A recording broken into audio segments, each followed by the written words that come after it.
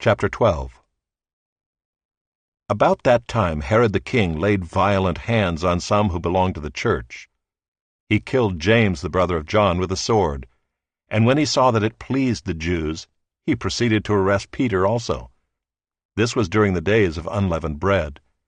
And when he had seized him, he put him in prison, delivering him over to 4 squads of soldiers to guard him, intending after the Passover to bring him out to the people.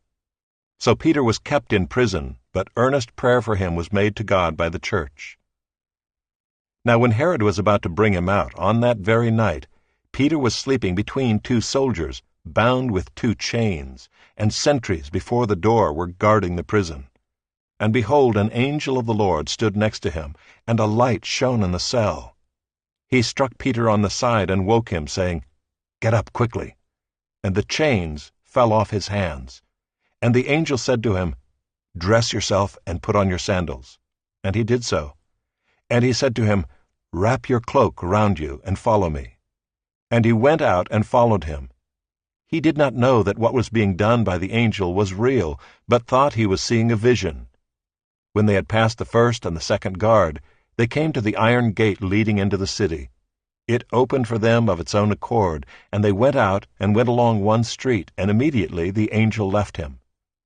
When Peter came to himself, he said, "Now I am sure that the Lord has sent his angel and rescued me from the hand of Herod and from all that the Jewish people were expecting."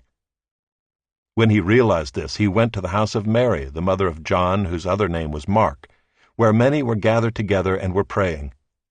And when he knocked at the door of the gateway, a servant girl named Rhoda came to answer. Recognizing Peter's voice, in her joy she did not open the gate, but ran in and reported that Peter was standing at the gate. They said to her, "You are out of your mind." But she kept insisting that it was so, and they kept saying, "It is his angel." But Peter continued knocking, and when they opened, they saw him and were amazed. But motioning to them with his hand to be silent, he described to them how the Lord had brought him out of the prison. And he said, "Tell these things to James and to the brothers." Then he departed and went to another place. Now when day came, there was no little disturbance among the soldiers over what had become of Peter.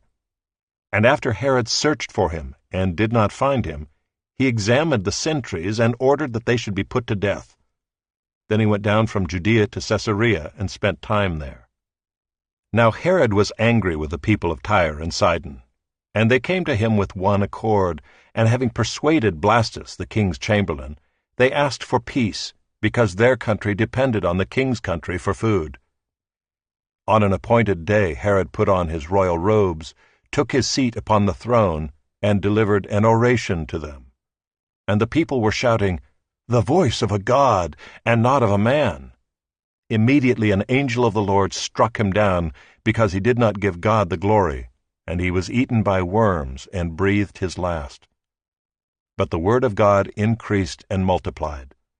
And Barnabas and Saul returned from Jerusalem when they had completed their service, bringing with them John, whose other name was Mark.